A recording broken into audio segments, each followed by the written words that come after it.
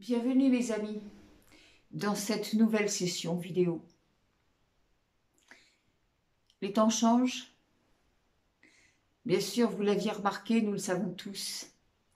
Nous sommes entraînés par un processus immense qui nous dépasse tous, qui que nous soyons, et qui est en même temps un processus irréversible et souhaitable. Avions-nous vraiment envie de demeurer dans cet esprit involutif des dimensions de la matrice? Évidemment, tout le monde va répondre oui, je veux sortir de là. Mais pour cela, vous savez bien qu'il faut se débarrasser consciemment de toutes les idées qui nous ont fait poids, de toutes les idées qui servaient le mental, qui servaient la matrice. Et alors, se pose une autre question. Sommes-nous vraiment prêts? Pour la plupart. Sommes-nous vraiment prêts à abandonner tout cela au divin? Avons-nous vraiment envie de nous débarrasser de tout ce qui précisément a construit le mental et qui aujourd'hui ressort, on va dire, dans le courant de la vie selon certains réflexes, certains automatismes. Et puis parce que, encore une fois, les personnes qui n'ont pas suffisamment d'identité, qui n'ont pas reconnu suffisamment le divin en elles, mais ces personnes sont absolument incapables de savoir comment se diriger par elles-mêmes en toute autonomie dans un espace totalement inconnu. Mais oui, le sol se dérobe sous nos pas et nous devons avancer en confiance. Ça n'est possible que lorsqu'on a reconnu en soi toutes les capacités qui nous ont été données à la naissance, quand on a une connaissance de qui nous sommes, pourquoi nous sommes venus et comment parvenir à terminer cette mission correctement. Si on ne connaît pas cela, on ne peut pas avancer en confiance. On a peur de tout. La personne qui ne se connaît pas vit dans la méfiance, dans ce mur, derrière ce mur qu'elle a érigé elle-même. Pourquoi? Mais parce qu'elle sait que son mental est incapable de voir au-delà des apparences. Alors évidemment, la peur, le doute, le stress, les anxiétés, les suspicions, que de questions. Et finalement, c'est un tel réflexe, c'est un réflexe de défense, on va dire, que les personnes n'ont pas vraiment envie de se retirer de tout cela. Parce qu'elles se disent, mon Dieu, je vais être dépossédée et je ne vais pas savoir comment faire. Ça, c'est encore une fois quand on n'a pas reconnu qui on est, parce que toujours la même chose. Quand on regarde du haut vers le bas, quand on sait qui on est, quand on a reconnu cette dimension divine à l'intérieur de chacune de nos cellules, quelque chose en nous sait, connaît, nous l'avons dit. Et même si on hésite dans une situation, même si le mental revient en force, à chaque fois on va se reprendre. On va se reprendre dans la situation, quelle que soit la situation. Et là, on va dire, on va respirer profondément, on va fermer les yeux et on va dire, j'appelle ma conscience, la conscience. J'appelle à moi, dans cette situation précise, J'appelle à moi le Créateur. Je suis le Créateur. Le Créateur est partout en moi. C'est pour cela que je suis venue sur Terre. Et lorsque vous dites cela, immédiatement, il y a un relâchement physique, déjà, rien que cela. Il y a un relâchement physique qui se produit. Il y a une paix qui commence à vous envelopper. Vous avez prononcé ces mots et déjà, vous observez autour de vous, autour de la situation, autour des personnes qui peuvent être concernées par les circonstances. Vous observez comme une sorte de nuage bienveillant, très doux, qui vient envelopper l'ensemble du contexte.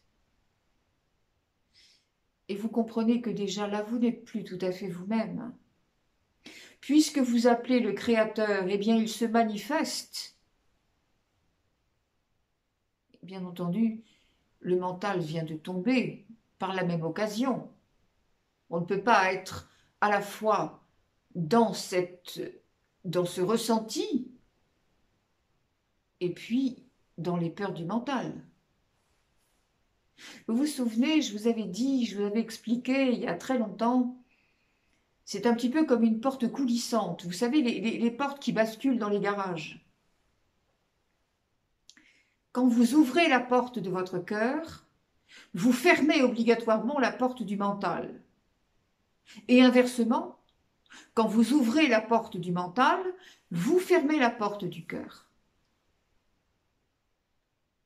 Donc, lorsque dans une situation précise où la peur est revenue, où le stress est revenu, où l'angoisse, c'est-à-dire l'impuissance du mental à résoudre quelque chose ou à changer d'état, parce que bien évidemment le physique s'en mêle, il y a souvent des états de fébrilité qui se présentent dans ce cas-là, immédiatement, eh bien, fermer la porte du mental, ouvrir la porte du cœur, c'est faire appel à la conscience. J'appelle ma conscience. Je ne suis plus cet humain, même si les apparences me le montrent encore, je ne suis plus cet humain dans cette situation compliquée. Je suis ma conscience. Et bien là, forcément, votre conscience, elle a quand même une toute autre vision des choses. Et puis surtout, elle sait comment agir. Puisque c'est le Créateur qui commence à se manifester à travers vous, immédiatement, vous aurez des informations, des forces, des intuitions pour aller régler différemment ce qu'autrefois vous n'étiez pas capable de gérer correctement. Parce que ce mental, il faut bien comprendre qu'il est animé par des pensées qui ne vous appartiennent pas. Et pas du tout. Ce sont des pensées qui ont été induites, qui ont été programmées. On va pas revenir là-dessus, hein, vous le savez très bien, on a dit, on a suffisamment expliqué ce qu'avaient été les endoctrinements et les programmations, en effet, négatives de la matrice. Ces pensées, elles ne vous appartiennent pas et vous pouvez les reposer exactement comme un objet. Lorsque vous cherchez dans une boîte à outils l'objet dont vous avez besoin pour réparer quelque chose, et puis voilà, vous attrapez un objet, puis ah non, c'est pas ça, je me suis trompée, c'est pas celui-là qu'il me faut, c'est autre chose. Vous reposez l'objet et vous en prenez un autre. Ça vous semble tout à fait normal. Mais figurez-vous que pour les pensées, c'est aussi simple.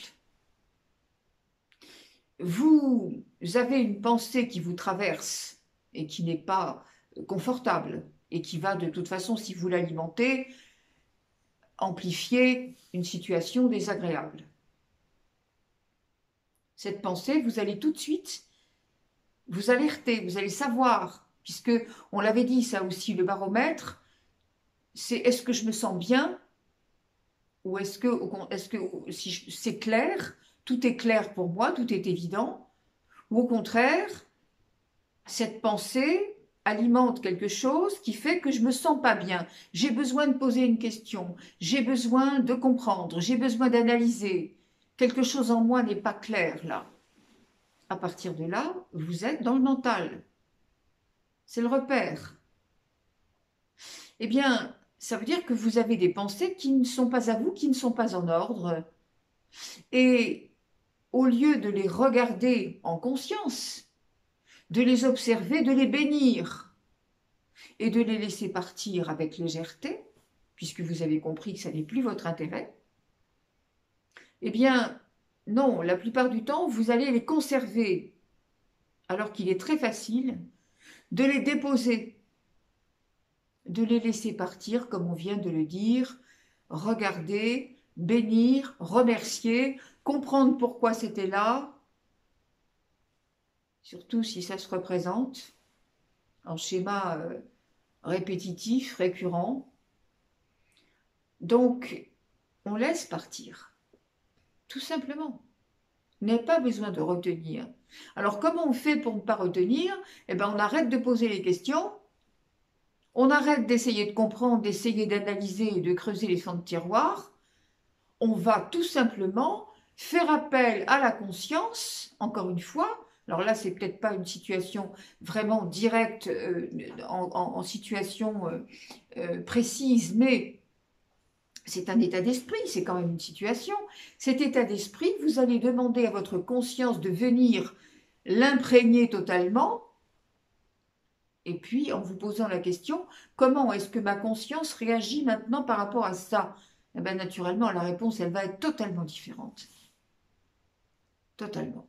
Parce que là, encore une fois, c'est un switch.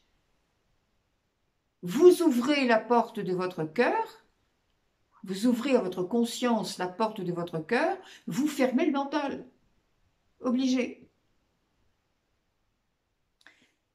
Je lisais une petite histoire l'autre jour sur Facebook, je trouvais ça quand même très très illustratif et très intéressant, même si ceux qui me suivent ont connu l'histoire parce que je l'ai transmise, mais je vais quand même vous la redonner. Alors c'est un professeur qui rentre dans sa classe et qui dit à ses élèves, aujourd'hui, interrogation surprise. Jusque-là, rien de nouveau, les élèves sont parfaitement habitués à ce genre de truc. Donc, tout le monde, bah ok, ça ne fait pas plaisir, mais c'est comme ça.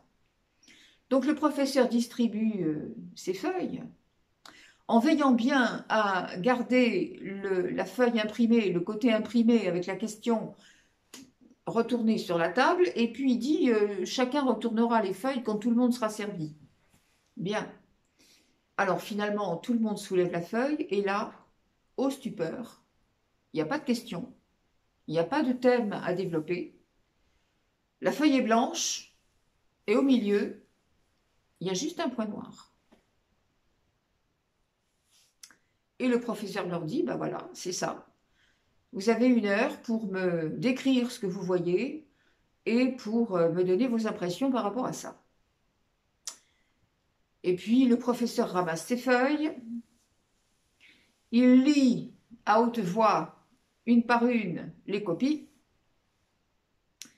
et puis il dit, voyez, il y a quand même un fil conducteur, c'est que tout le monde a suivi les directives, tout le monde a décrit ce qu'il y avait sur la feuille, tout le monde a parlé du point noir, mais personne n'a parlé de l'ensemble de cette feuille blanche qu'il y avait autour. Et dans la vie, c'est pareil. Il y a un tout petit point noir et déjà, il prend toute la place. Il occupe toute votre tête, toute votre vie, mais vous ne voyez pas l'ensemble des possibilités, tout le champ des possibles, vierge de toute référence, à disposition. Oui, peut-être c'est simpliste, mais j'ai trouvé que c'est quand même c'était un exemple très illustratif de ce qui se passe. Puis c'était pas mal aussi que pour une fois, un professeur pense à montrer ces choses-là. C'est plutôt rare. Je ne sais pas si c'était une histoire inventée ou pas, mais enfin, en tout cas, l'exemple est assez parlant. Donc, nous disions bien que ces pensées ne nous appartenaient pas. Et comment les refouler, sans lutter contre, hein, bien sûr? Eh bien, un autre petit exemple. Lorsque on vous offre un cadeau, si vous refusez ce cadeau, à qui appartient-il? Eh bien, il appartient à celui qui vous l'a offert et qui se retrouve avec son cadeau. Bien. C'est la même chose pour toutes les personnes qui vous envoient des agressions, verbales ou autres. Chaque fois qu'on vous délivre quelque chose et que vous refusez cela, ça ne vous appartient pas, ça retourne à l'expéditeur. Eh bien, là, c'est la même chose.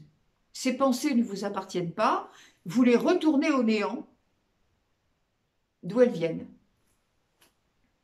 Parce que si ces pensées vous gênent, c'est que ce sont de sombres pensées, donc elles appartiennent à l'obscurité, vous les renvoyez au néant de l'obscurité. C'est simple. Vous connaissez maintenant la chanson, c'est simple. Nous devons donc avoir à cœur de placer cette conscience en tout point. Et c'est très apaisant. Faites-le. C'est un petit exercice à travailler tous les jours. Et oui, c'est aussi l'art de créer. Créer. Parce que à partir de là, vous savez que toujours est disponible pour vous cet amour du Créateur. Il est en vous, tout le temps, toujours. Vous avez quelque chose à faire de très important. On avait commencé à le voir dans la vidéo précédente, mais on va revenir dessus. C'est le fait de rééduquer votre cerveau. Parce que lorsque vous luttez contre votre mental, il n'est pas content. Il n'est pas content. Il se dit « je n'ai plus voix au chapitre ». Et finalement, il se sent inutile. Ça, non seulement il a peur d'aller là où vous allez, c'est-à-dire contre ses propres principes, contre ce qu'il a toujours mis en place pour respecter la norme, pour respecter ce qui a été appris, pour respecter les éducations, etc. Ce qu'on fait, ce qu'on ne doit pas faire, ce qu'il faut dire, ce qu'il ne faut pas dire dans cette société que nous connaissons. Et là, il se dit, mais si je ne suis plus le directeur, donc je suis inutile. C'est exactement comme les gens qui ne se connaissent pas, on l'a dit tout à l'heure, les gens qui sont sans identité, ils ont peur de se décaler de cette liste de choses qu'ils ont pris avec eux, un petit peu comme on emmène son repas pour une longue randonnée.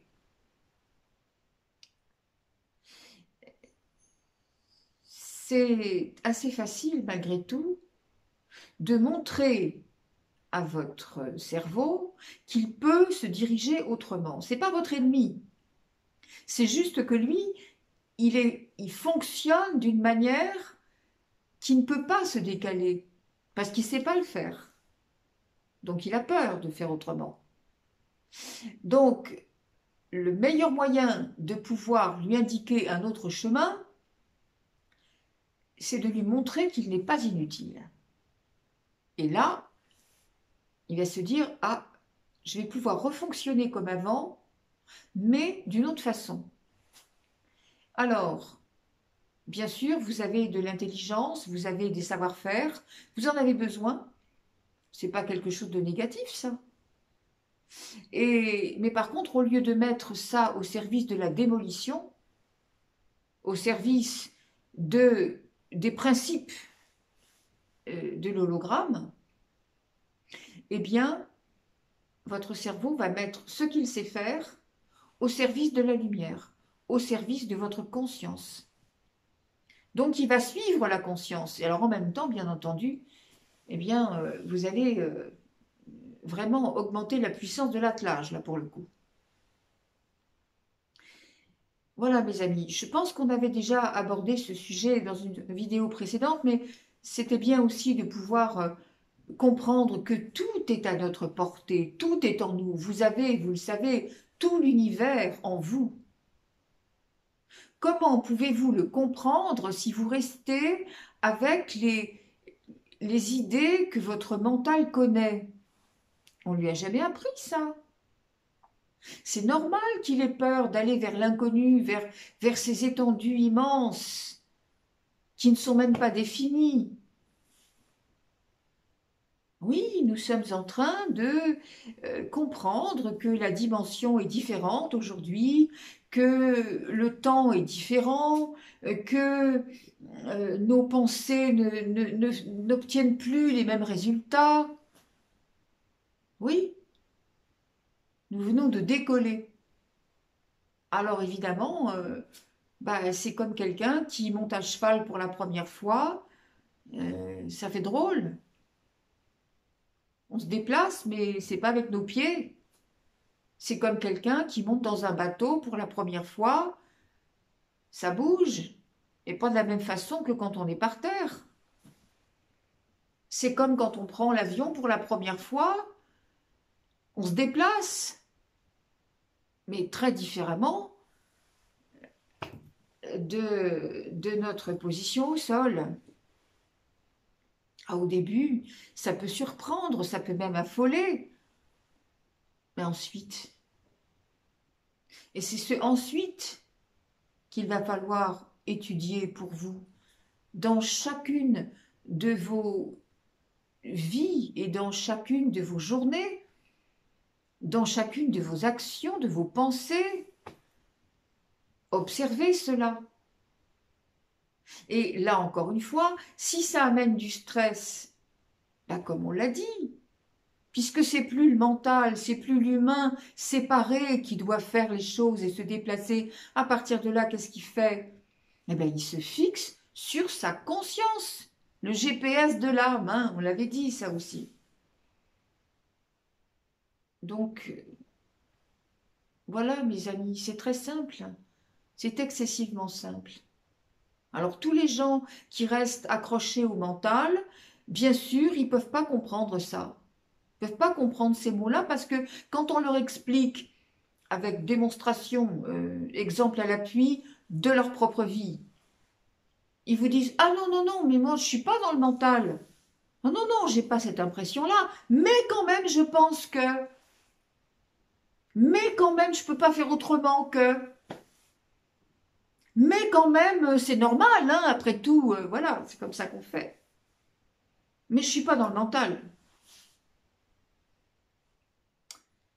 Évidemment, quand vous avez affaire à des personnes comme ça, qui d'ailleurs vont vous raconter leur vie dans tous les détails, pas forcément pour avoir envie de comprendre autre chose, mais déjà pour s'expliquer à elles-mêmes ce qu'elles n'arrivent pas à comprendre, et puis elles se disent quelquefois, tiens, je vais en parler à un esprit éclairé, comme ça peut-être que j'aurai une réponse. C'est un peu une façon d'extorquer les choses quand même. Hein. On sent bien que la personne n'a pas du tout envie de changer. Mais elle explique tout ce qu'elle a vécu, mon Dieu, et ceci, et cela, et comment elle pense, et comment elle fait. Et, oui, mais c'est pas comme ça. Donc, silence, on se tait, on écoute. Mais là, le mental, il veut plus. Quand vous avez affaire à des personnes comme ça, n'insistez surtout pas. Hein. Parce que bien souvent, elles auront une forme de manipulation perverse à vouloir quand même vous tirer les verres du nez, à essayer de vous dire ah gna gna, vous savez comme les mendiants là autrefois en Inde, on leur tordait les bras, nos papas, nos mamas, voilà, pour attendrir. Non, non, rentrez pas là-dedans, surtout pas. Alors, beaucoup d'amour, évidemment, sur cette humanité. Beaucoup d'amour, vous qui êtes là, vous qui savez maintenant, vous qui êtes vraiment avancé sur le chemin. Euh, Beaucoup d'amour sur cette humanité qui ne comprend pas, qui ne peut pas comprendre. Et il ne faut absolument pas ni les juger, ni les condamner. D'ailleurs, au stade où vous en êtes, j'imagine pour vous que ce n'est pas possible. Et je m'en réjouis d'ailleurs. On ne condamne pas. Entre le constat et le jugement, la frontière est infime. Le constat regarde les mêmes choses que le jugement. Hein, on met tout par terre, on voit ce qui n'est pas à sa place. Mais le constat s'arrête là. Il n'y a pas de prolongement de la pensée. Or, le jugement, lui, non seulement il donne son avis, mais en plus il pénalise. Donc, on constate, oui, il le faut. C'est ça d'ailleurs aujourd'hui qu'on nous demande, c'est regarder, observer. Vous ne pourrez jamais aller rendre une situation à l'ordre divin si vous n'avez pas compris ce qui ne va pas. Ça aussi, ce sont des exemples que j'avais donnés il y a très longtemps. Si vous tombez en panne avec un moteur en plein désert, si vous ne savez pas réparer le moteur et si vous ne comprenez pas le sens des pièces et ce qu'il faut faire, vous allez être mal quand même. Hein. Donc voilà, il faut savoir, il faut comprendre, il faut avoir vu. Tant que le mensonge n'a pas été vu, tant que la supercherie n'a pas été comprise à l'endroit où elle est mise, comment ça fonctionne, à quel moment ça fonctionne, et ce qu'on attend de vous, vous ne pourrez jamais sortir de la matrice. Et pourtant, Dieu sait qu'on nous appelle en dehors de la matrice. Voilà mes amis, je pense que pour aujourd'hui, c'est un petit peu ce qu'on avait à voir ensemble. Voilà, je vous rappelle aussi que pour ceux qui sont intéressés, il y a beaucoup de personnes qui suivent les vidéos et qui voudraient les écrits, mais qui n'ont pas accès à mes pages Facebook, où tous les jours, il y a la pensée du jour, il y a aussi la retransmission de ce qui est écrit sur Messages Célestes et sur la presse galactique. Mais à la fin du résumé de chaque vidéo, je place maintenant mes adresses. Donc, si vous êtes intéressé, voilà, il n'y a plus qu'à regarder en bas du petit résumé de la vidéo. Eh bien, voilà, il y a les adresses, c'est facile d'y aller voir. Ça, c'était juste une parenthèse pour les personnes qui sont nombreuses aujourd'hui à me poser cette question, donc j'y réponds. Et puis, je voulais également vous remercier d'être très très nombreux, et même de plus en plus nombreux, à vous intéresser à ces propos et à la façon peut-être aussi dont ils sont traités. Je suis très très contente et dans très peu de temps, je vous annoncerai un bel événement et je ne sais pas comment on va le fêter ensemble, mais croyez-moi, on va le faire. Voilà, je voulais vous laisser avec ça, mes amis, pour aujourd'hui. Je vous souhaite une très belle semaine. Je vous envoie tout mon amour comme d'habitude et je vous dis à la prochaine fois. Merci beaucoup.